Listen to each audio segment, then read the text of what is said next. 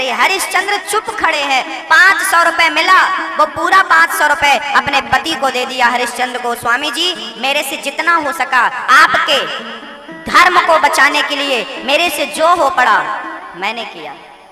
ये मेरे 500 स्वर्ण मुद्राएं रखो। और वो देख दी, अपने 5 साल का बेटा था रोहित, उसको देख दी, पति को देख दी। और एक नारी अपने पति और अपने पुत्र को छोड़कर अपने पति के धर्म के लिए और चल पड़ी, बिक गई। पंडित जी लेकर चल पड़े और जैसे ही उसने 10-20 कदम बढ़ाए कि वो नन्हा सा प्यारा सा बच्चा रोहित दौड़ पड़ा। माँ माँ, मुझे छोड़कर मत जाओ माँ, मैं आपके बिना कैसे रहूंगा, कैसे रहूंगा माँ। रोहित आकर माँ से लिपट गया। माँ ने उसे दूर किया, बेटा अब मैं तेरी माँ नहीं हूँ, धर्म के अनुसार मैं बिक गई हूँ और मेरे मालिक ये हो गए हैं, अब ये जो काम देंगे मैं वो करूंगी। पुत्र मैं तेरी माँ थी पर अब नहीं हूँ, देख तेरे पिता वो हैं, तू जा अपने पिता के पास और अपने पिता की सेवा करना, अपने पिता का ख्याल रखना। कभी तुझे ये माँ मिलेगी, कभी ना जाने कब मिलेगी, और कभी मिलेगी तो तुझसे ही पूछेगी कि तेरे पिता कहाँ है और कैसे हैं। जा।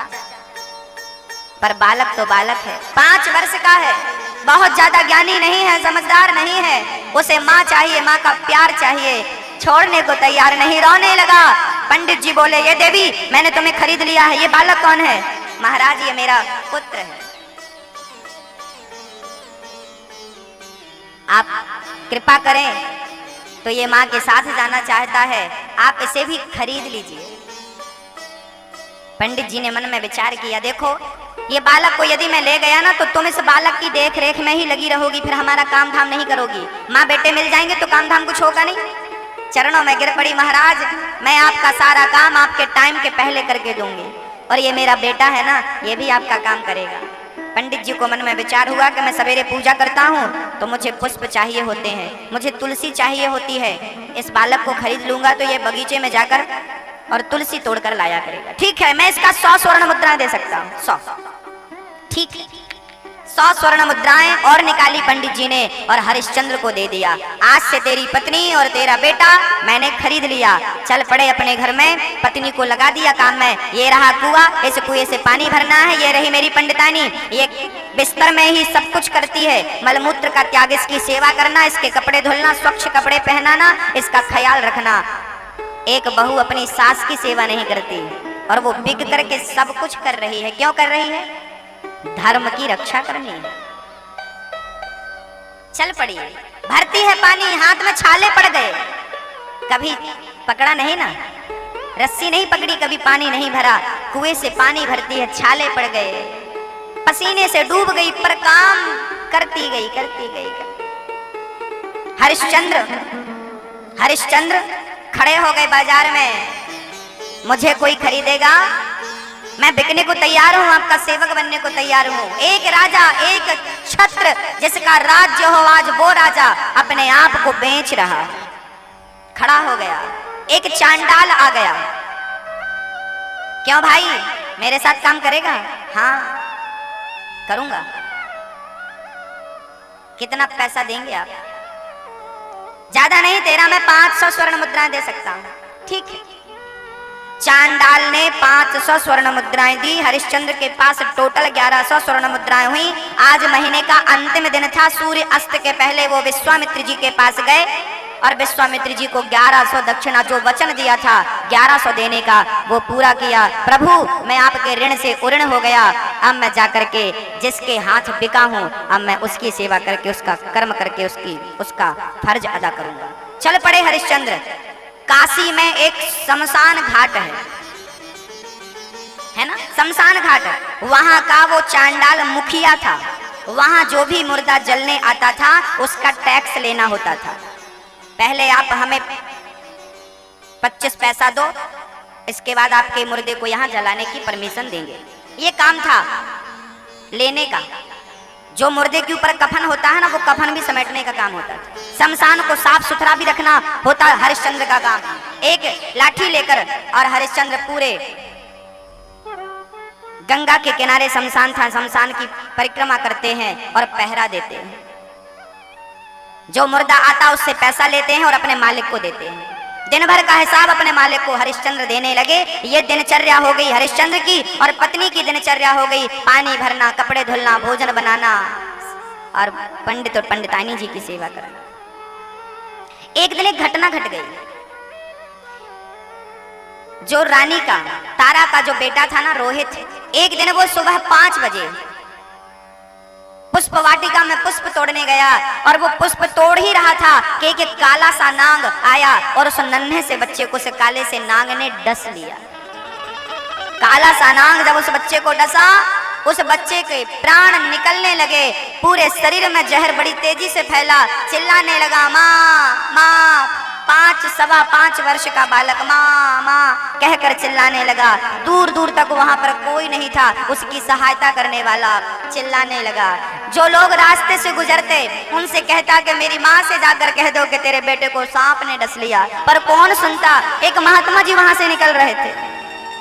उस महात्मा जी ने जब देखा कि कोई बालक पुकार रहा है, महात्मा जी गए। वो बालक बस मरने ही वाला था। मरने के पहले कहता है, महाराज जी, महात्मा जी, मेरी माँ उस घर में रहती है, एक बार जाकर कह देना तेरे बेटे को सांप ने डस लिया है। महात्मा जी बोले, चिंता ना कर बेटा, मैं तेरा संदेशा तेरी माँ तक पहुँचाता हूँ। महात्मा जी चल पड़े। भाई रोहित किसका बेटा है? भाई रोहित किसका बेटा है? अंदर से माँ निकल कर आई। महात्मा जी मेरा बेटा है। क्या हुआ? तेरे बेटे को सांप ने डस लिया। पंडितानी, अब जब पंडित जी ने, संत जी ने कहा तेरे बेटे को सांप ने डस लिया, माँ दौड़ पड़ी अपने बेटे से मिलने के लिए, दुखी हो गई, आंखों में आंसू आ गए, रोने लगी। और जब जाने लगी तब पंडित जी निकले। ए देवी कहाँ जा रही हो? महाराज जी मेरे बेटे को सांप ने डस लिया। हाँ हाँ अभी मत जा, अभी पूजा का टाइम है, चलो पानी भरो, कुएं से पानी भरना है, मुझे भगवान को स्नान कराना, चलो। बेटा मरा पड़ा है, लेकिन उस बेटे की माँ तारा को पंडित जी ने रोक लिया। मैंने तुझे खरीदा है, जो कहूँ वो करना पड़ेगा। मना किया था बच्चे को मत ला। बच्चे को ले आई। कोई मरा वरा नहीं है वहां, खेलता होगा बच्चों के संग। चल, काम कराया, पानी भरा, अब कपड़े धो लो, कपड़े धुली, अब भोजन बनाओ, अब ये करो। पूरा दिन वो घर से निकल ना पाई। जिस माँ का बेटा मरा पड़ा हो और उस माँ को रोने की भी परमिशन नहीं हो, रोना मत, आंखों से आंसू नहीं आने चाहिए। पंडित जी लगता है इनके हृदय में पत्थर रख दिया गया है, करुणा नहीं है। जब रात हुई, रात का भोजन करके पंडित और पंडितानी जब सो गईं, तब हरिश्चंद्र की पत्नी तारा, अब मेरा कोई काम नहीं है, अब मैं बच्चे के पास जा सकती हूँ। और जब माँ गई, जहां बगीचे में वो पुष्प चुनने गया था, जब माँ गई जाकर देखा बच्चा मरा पड़ा था, मरा पड़ा था। चूंकि वो बगीचा पंडित जी का ही था तो उसमें और कोई नहीं जाता था, इसलिए वो दिन भर वहीं पड़ा रहा, उस पर किसी की नजर भी नहीं पड़ी। रात को माँ ने देखा मर गया है, हृदय से लगाकर रोई। कल्पना कर सकते हैं कि उस माँ पर उस समय क्या गुजर रही होगी। रो रही है हृदय से लगाकर। मन में विचार आया कि सुबह फिर मैं काम में लग जाऊंगी, मेरा बच्चा यहीं पड़ा रहेगा, कहीं से कुत्ते नोचने ना लगे, कहीं गिद्ध से नोच कर ना खाएं। इसलिए माँ ने गोद में लिया और सोची क्यों ना शमशान ले जाकर अपने बच्चे को गड्ढा खोद कर मैं दफना दूं। आज माँ स्वयं अपने बेटे का अंतिम संस्कार करने चली। एक रानी का बेटा जब राजकुमार मरा तो उसकी शव यात्रा में, अंतिम यात्रा में माँ के सिवा कोई नहीं था। रात को सब यात्रा चल पड़ी माँ गोद में लेकर। आहा, चल रही है, रोती हुई रोती जा रही है, चलती जा रही है, चलती जा रही है। संयोग देखिए कि जिस जगह पर उनके पति पहरा दे रहे थे, उसी शमशान में जाकर के राजा हरिश्चंद्र की पत्नी अपने बच्चे को शमशान में रखती है और जोर जोर से रोती है। वो घर में जोर जोर से इसलिए नहीं रोई, मैं रोई और पंडित जी जाग गए तो इसलिए आज शमशान में जाकर वो रो रही है अपने बच्चे को लेकर। शमशान में बच्चे को लेकर रो रही थी, तब हरिश्चंद्र जी आ गए। ए देवी, अभी दोनों ने पहचाना नहीं एक दूसरे को, क्योंकि अंधकार चारों तरफ फैला था। ए देवी कौन हो तुम? महाराज मैं अभागिन हूँ, मेरे बेटे को सांप ने डस लिया है, मर गया है मेरा बेटा, मैं इसे दफनाने आई हूँ। हरिश्चंद्र बोले दफनाने के पहले तुम्हें टैक्स जमा करना पड़ेगा, 25 पैसा यहाँ का टैक्स है, पहले 25 पैसा जमा करो, बाद में अपने बच्चे को तुम यहाँ पर दफना सकती हो। महाराज 25 पैसे तो क्या, बच्चे को कफन उड़ाने के लिए भी मेरे पास एक कपड़ा नहीं था। मैं 25 पैसे आपको कहां से ला कर दूं? तो हरिश्चंद्र बोले तो अपने बच्चे को ले जाओ, और यहाँ आपको दफनाने की परमिशन नहीं दे सकता मैं, यहाँ का नियम है 25 पैसा जमा करना पड़ेगा। हरिश्चंद्र की पत्नी तारा रोने लगी, बेटा रोहित, आज तेरा पिता होता तो क्या आज ये दिन देखने पड़ते? कभी तेरा पिता मिले और पूछे कि मेरा रोहित कहाँ है, तो मैं क्या जवाब दूंगी? बेटा रोहित, जब रोहित का नाम सुना तब हरिश्चंद्र को लगा रोहित, देवी तुम कौन हो? मैं अभागिन हूं महाराज, मेरे पति का नाम हरिश्चंद्र है, पर समय ने मुझे नचाया है और मैं बिक गई। मेरा बेटा पुष्प तोड़ने गया था, सांप ने डस लिया, मर गया। इसे उड़ाने के पास कफन नहीं था तो मैंने अपनी आधी साड़ी फाड़ करके से उड़ाई और आधी मैंने शरीर पर पहन रखी। मैं कहां से लाऊं आपको टैक्स 25 पैसे कहां से लेकर आऊं? हरिश्चंद्र को देर नहीं लगी, समझते ये तो मेरा ही बेटा है। थोड़ी देर बाद जब हरिश्चंद्र की आवाज उन्होंने सुना, पत्नी ने, वो भी पहचान गई, ये तो हरिश्चंद्र मेरे पति की आवाज है। ध्यान से देखा, गौर से देखा, देर नहीं लगी, चरणों में गिर पड़ी, प्रभु क्षमा करना, मैं आपके पुत्र को बचा ना सकी, ये पड़ा है आपका बेटा। हरिश्चंद्र कहने लगे, देवी ये तुम क्या कह रही हो? ये मेरा बेटा नहीं है महाराज, ये आपका बेटा रोहित है, मैं पत्नी हूं, मुझे आपने पहचाना नहीं क्या? हरिश्चंद्र कहने लगे, देवी आप बिक चुकी हैं, मैं बिक चुका हूं, और इस समय हम किसी के दास हैं, ना तो आपके पति हैं ना तो इस बच्चे के पिता हैं, हम दास हैं। महाराज अपने बेटे का अंतिम संस्कार अपने हाथ से कर लीजिए। हरिश्चंद्र बोले, देवी मैं अपने बेटे का संस्कार नहीं कर सकता, आप 25 पैसे जब तक नहीं देंगी तब तक मैं आपके बच्चे को यहाँ दफनाने की परमिशन नहीं देता। यदि पैसा नहीं है तो एक काम करो, अपने बेटे को उठाओ और ये गंगा जी बह रही हैं, गंगा जी में विसर्जित कर दो, डाल दो, यहाँ कोई टैक्स नहीं है गंगा जी में डालने का, डाल दो। पत्नी बोली, आप भी निर्दयी हो गए। हरिश्चंद्र कहने लगे, देवी आप भूल गई अपने शब्द, आपने ही तो कहा था कि पत्नी चली गई तो वापस आ सकती है, पर धर्म चला गया तो वापस नहीं आएगा। यहाँ का जो नियम है वो नियम सबके लिए है, और मैंने तोड़ा तो मैं जब नियम तोड़ूंगा तो जमाना तो मुझे नहीं देखेगा, मेरा मालिक तो मुझे नहीं देखेगा, लेकिन मेरा परमात्मा तो सब देखता है ना, उसकी नजर में मैं एक भी गलती नहीं करना चाहती। देवी तारा ने अपने बेटे को उठाया और गंगा जी में डालने के अतिरिक्त, बहाने के अतिरिक्त कोई दूसरा चारा नहीं था। गंगा जी में वो ले जाकर अपने बेटे को विसर्जित करने वाली थी, तब तक गांव के लोग दौड़े दौड़े आए, पकड़ो पकड़ो पकड़ो। पंडित जी आए, देखो ये भाग रही है, इसने मेरे घर में चोरी करी और पूरा सोना चांदी लेकर अपने बेटे को लेकर भाग रही है, नाटक कर रही थी, बेटा मर गया, इसने बेटे को लेकर ये गंगा पार करके भागना चाहती है, इसने पूरा धन हमारे घर का चुराया है, पकड़ो इसे। झूठा दोषारोपण लगा दिया। गांव वालों ने कहा, आज मेरे घर में भी चोरी हुई, मेरे घर में भी चोरी हुई, सबका धन इसने ही चुराया है।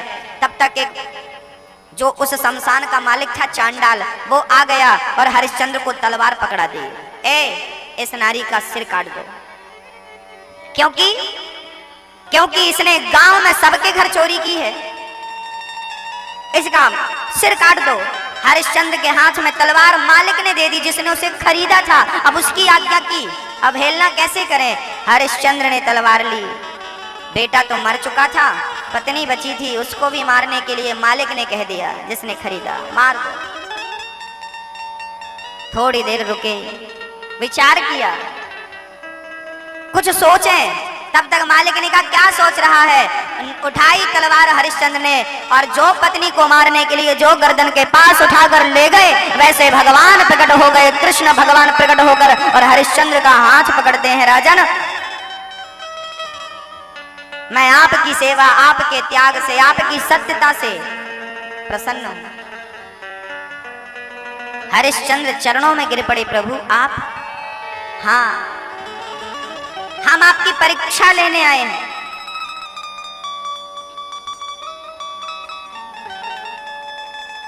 ये जो पंडित जी थे ना, जिन्होंने आपकी पत्नी को खरीदा था, वो विश्वामित्र जी ही थे। विश्वामित्र जी पंडित जी का रूप बना कर आए थे। और ये जो चांडाला ने आपको खरीदा था ना, ये यमराज थे, आपको परीक्षा ले रहे थे। हरिश्चंद्र चरणों में गिर पड़े, प्रभु क्या आपको मुझ पर भरोसा नहीं था? आपको परीक्षा लेनी पड़ी। भगवान बोले, यदि मैं दुनिया वालों से कहता कि ये आदमी सच्चा है, कभी झूठ नहीं बोलता, तो कौन मानता? लेकिन आपने आज सिद्ध करके बता दिया कि आपके जैसा सत्यवादी और आपके जैसा दानी ना भूतो ना भविष्यति, ना हुआ ना कभी होगा। धन्य है हरिश्चंद्र। सत्यम ब्रूयात प्रियम ब्रूयात। सत्य तो बोलना चाहिए, पर मीठा बोलना चाहिए। धन्य है हरिश्चंद्र। इसलिए मैं आपसे निवेदन करता हूं कि थोड़ा सा नुकसान हो जाए वो अच्छा है, पर बहुत फायदा हुआ, लेकिन आप झूठ के साथ हैं, असत्य के साथ हैं। एक राजा वो था हिंदुस्तान में जो सत्य के लिए बिक गया, पर सत्य को नहीं छोड़ा। और एक आज के लोग हैं, बात बात में असत्य बोलते हैं, असत्य बोलते हैं। धर्म न दूसर सत्य समाना। सत्य से बड़ा कोई धर्म नहीं है भक्तों। इसलिए सत्य का मार्ग अपनाइए। पूतना भगवान को मारने आई, स्तनों में जहर था, भगवान को उठाती है पालने से और दूध पिलाती है। भगवान ने दूध पी लिया, थोड़ा सा दूध था ना आंचल में, अब जहर बचा, भगवान ने जहर पी लिया। अब पूतना के प्राण पीने लगे। पूतना चिल्लाई, बालक छोड़ दे, छोड़ दे। भगवान बोले, मौसी जी हम जल्दी से पकड़ते नहीं हैं, और पकड़ लेते हैं तो फिर कभी छोड़ते नहीं है। पूतना का प्राण, भगवान पूतना के प्राणों का पान करते हैं। पूतना के प्राणों का पान किया, पूतना धड़ाम से गिर पड़ी, ऊपर आकाश की ओर भागी थी, धड़ाम से जमीन में गिर पड़ी। यशोदा मैया दौड़ी दौड़ी गई, भगवान मेरे छोरा को राक्षसी लेके भाग गई। उठाया और गाय की पूंछ से नजर उतारी। नंद बाबा कर चुकाने गए थे कंस के यहाँ, वापस आए तब पूतना के अंग को काट काट कर चिता पर रखी, और जो आग लगाई पूतना के शरीर से सुगंध निकल पड़ी। पूतना मारने आई थी भगवान को। भगवान ने पूतना को जानते हैं कौन सी गति दी? जो यशोदा को, जो कौशल्या माँ को मिलनी थी, वही गति भगवान ने पूतना को दे दिया।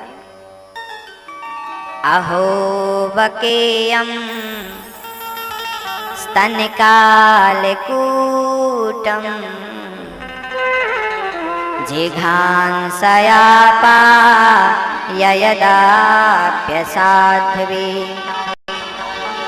लेभे गतिं धातृचितां ततोऽन्यं कं वा दयालुं शरणं व्रजेम। पूतना भगवान को मारने आई, भगवान ने उसे तार दिया, क्योंकि भगवान का काम ही तारना है। इनका काम भक्तों को तारना है। ये पूतना पिछले जन्म में राजा बलि की बेटी थी। आज भगवान ने पूतना का उद्धार कर दिया है। हम सब भी यदि भगवान की सेवा में लग जाएं, उनके शरण में आ जाएं, तो हम जैसे पतित को, पापी को भी भगवान तार देंगे। बोलिए भक्तवत्सल भगवान की जय हो। भगवान का काम ही तारना है। हा?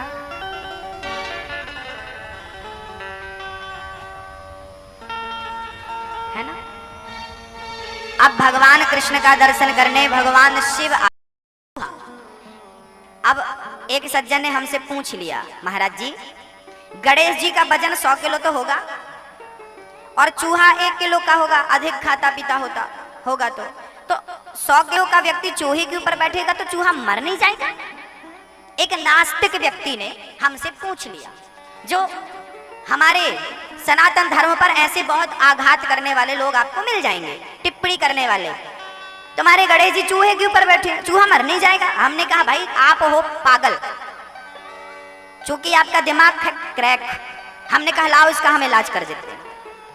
हमने कहा कि हमारे जो देवी देवता है ना, वो हमें कुछ सिखाते हैं, और हर चीज का एक आध्यात्म विषय होता है, सब्जेक्ट होता है। जब तक आपको उसका आध्यात्म विषय पता नहीं होगा तब तक आप उसका सही अर्थ कभी नहीं कर पाएंगे।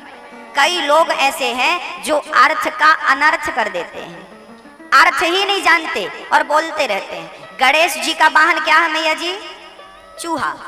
आज हम आपको बतलाएंगे कि गणेश जी किस पर बैठे हैं और गणेश जी कौन है और ये चूहा कौन है। आइए जरा आप समझिए, और चूंकि आपसे कोई प्रश्न करे तो आप उस तक ये बात पहुंचाइए, इसलिए आप बहुत ध्यान से सुनिए और समझिए।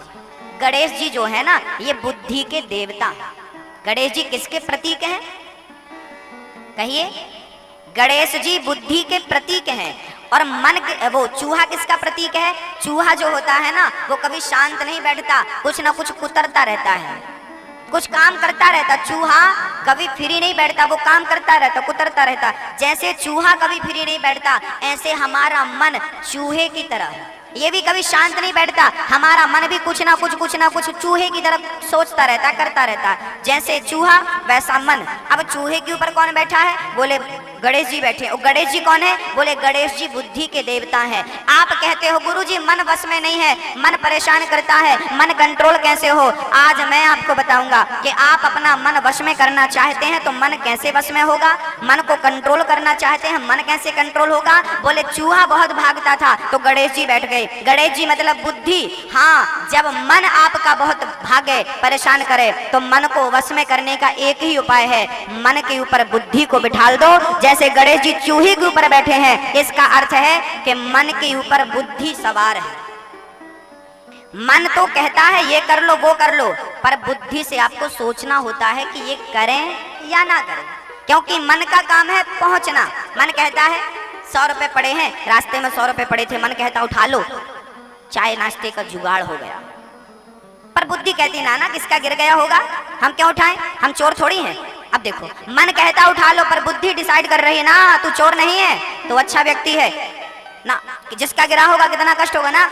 जिसकी बुद्धि प्रबल होती है वो मन की बात कभी नहीं मानते। इसलिए कहते हैं मन हमेशा गलत डिसीजन देता है। जिनका मन वश में नहीं है और जिनका मन भगवान में लग जाए, फिर वो तो जो सोचता है वो सही ही सोचता है। इसलिए मन के ऊपर कौन बैठा है? बुद्धि बैठी है। मन कैसे वश में होगा? बोले मन को वश में करना है तो अपनी बुद्धि को मन के ऊपर रखना। जो मन चाहे वो ना करना, जो बुद्धि कहे वो करना, आप हमेशा सफल होंगे। कामयाब व्यक्ति बनना है तो मन के हिसाब से नहीं, बुद्धि और विवेक के हिसाब से चलना होगा। ये गणेश जी का चूहे पर बैठने का एक अर्थ है। गणेश जी लड्डू क्यों खाते हैं? गणेश जी को क्या पसंद है? लड्डू।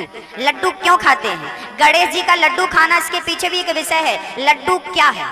पहले हमारे देश में ना हर क्षेत्र में अलग अलग लड्डू बनते थे। कहीं मोदक बनता है तो कहीं राजगिर के लड्डू बनते हैं, कहीं बेसन के लड्डू बनते हैं, कहीं बूंदी के लड्डू बनते हैं, कहीं तिल के। अभी मकर संक्रांति आएगी आपके यहाँ, तिल के लड्डू। हमारे भारत में अनेक प्रकार से लड्डू बनाने की परंपरा आदि अनादि काल से रही है।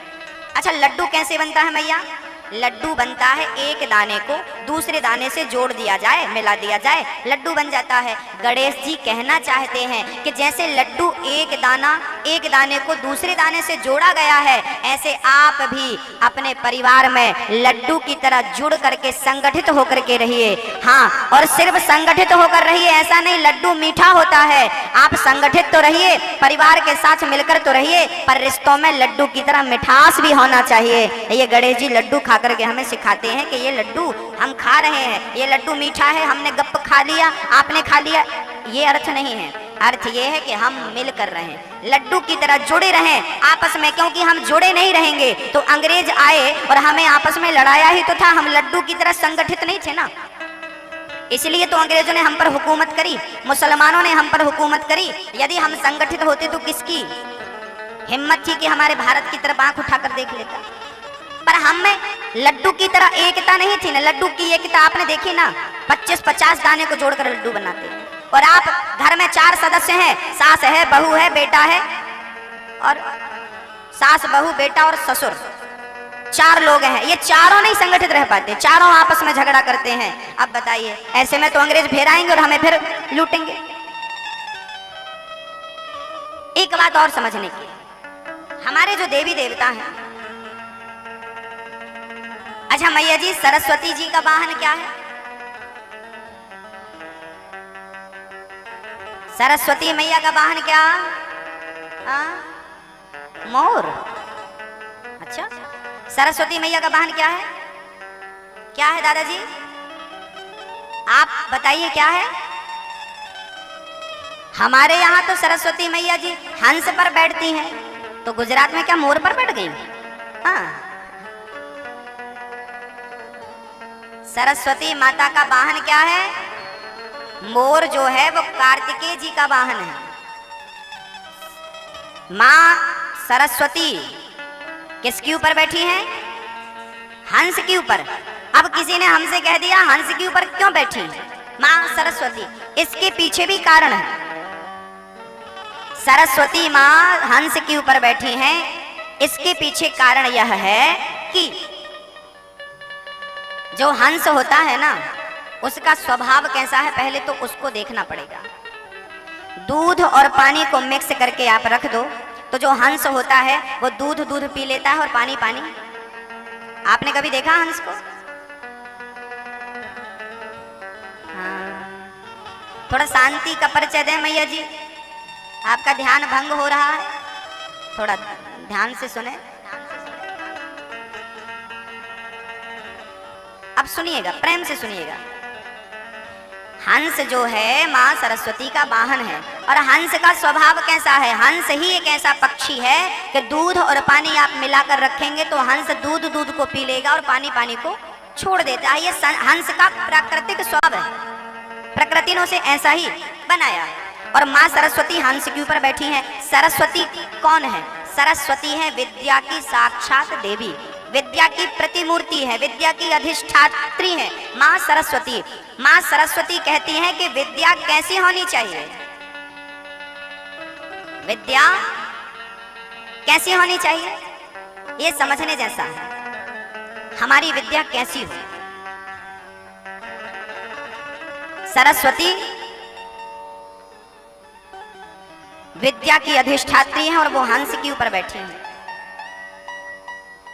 इसका अर्थ है कि हमारी विद्या ऐसी होनी चाहिए जैसे हंस दूध दूध पी लेता है, पानी पानी छोड़ देता है, सार सार ग्रहण कर लेता है, असार असार छोड़ देता है। विद्वान कौन है? बोले सार सार को ग्रहण कर ले, असार को छोड़ दे, वही विद्वान है। माँ सरस्वती कहना चाहती है कि आपकी विद्या ऐसी होनी चाहिए जो सार ग्राही हो, सार सार को गही लहे और थोथा दे उड़ाए। सुपड़ा होता है ना,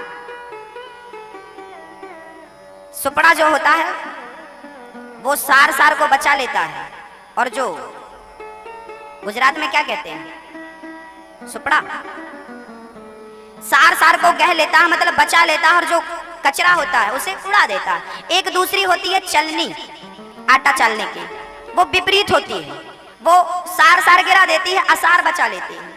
अच्छी चीज गिरा देती है, बुरी चीज बचा के रख लेती है। अब देखना यह है कि आप क्या हो? आप सुपड़ी की तरह हो या चलनी की तरह हो?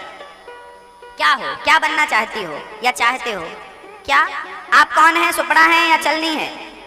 क्या है? जवाब दीजिए। सुपड़ा है। हाँ, सुपड़ा है, सार सार बचाता है, असार को उड़ाता है। ऐसे ही हमारे को चाहिए कि हम सार सार मतलब विद्या जो है उन्हें धारण कर लें, अविद्या को उड़ा दें। सार से मतलब यह सरस्वती माँ के वाहन हमें हंस ये सिखाते हैं, इनके ऊपर बैठने का ये अर्थ। माँ जगत जननी जगदम्बा दुर्गा मैया किस पर बैठी हैं? किस पर बैठी हैं?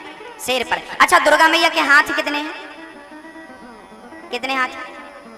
8। एक सज्जन हमसे बोले महाराज जी 8 हाथ की कोई औरत होती है? हमने कहा होती है। तेरी मम्मी 8 हाथ की है, तेरी पत्नी 8 हाथ की है, जितनी स्त्रियां हैं सबके 8 हाथ होते हैं। दुर्गा मैया के 8 हाथ हैं। इसके पीछे भी एक कारण है, वो शेर पर बैठी हैं, इसके पीछे भी कारण है। वो कारण क्या है सुनिएगा। हमारे हिंदू धर्म में 4 वर्ण होते हैं, ब्राह्मण, क्षत्रिय, वैश्य और शूद्र।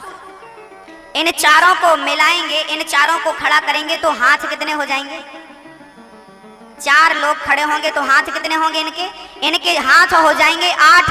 दुर्गा मैया कहना चाहती है कि तुम चारों जिस दिन एक हो जाओगे उस दिन तुम शेर की सवारी करने लग जाओगे। बस तुम एक नहीं होते, आपस में ही झगड़ा करते रहते हो। मैं आती हूँ नवरात्रि को, गली गली बैठती हूँ, लोग मुझे बिठाते हैं, आरती उतारते हैं, जगराता करते हैं, पर मेरे इस अर्थ को कोई समझना नहीं चाहता।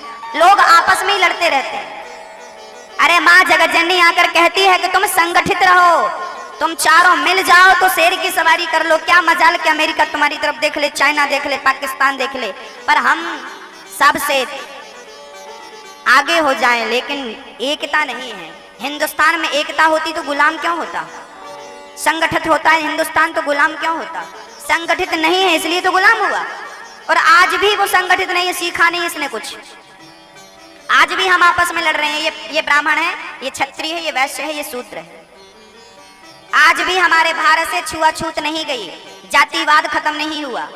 ये हमारी अज्ञानता का सबसे बड़ा परिचय है। आज की शिक्षा में 21वीं सदी में भी लोग जातिवाद को लेकर काम करते हैं। ये हमारी जाति है, ये फलानी जाति है।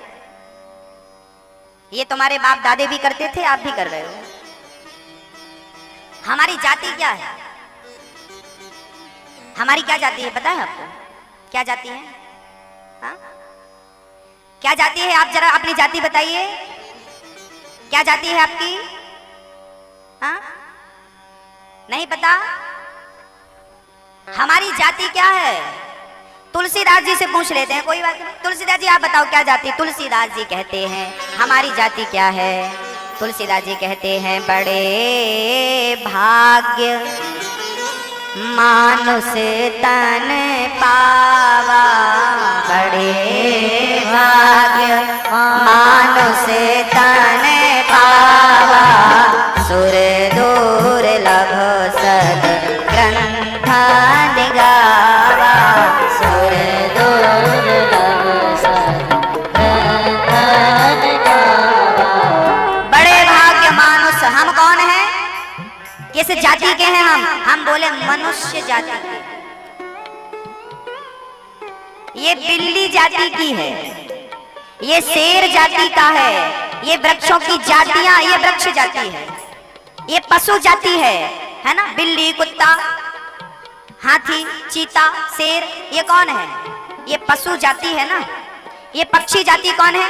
ये तोता है, चिड़िया है, गौरैया है, मोर है, गरुड़ है, हंस है। ये कौन सी जाति है? कौन सी जाति है? जाति तो पक्षी है, ये पक्षी है, पर पक्षी में भी प्रकार होता है। गौरैया अलग है ना? गौरैया चिड़िया जानते हैं? गौरैया अलग है, मयूर मोर अलग है, ये प्रकार हो गए। जाति तो पक्षी है, पर पक्षियों में भी 25-50 प्रकार होते हैं, 1000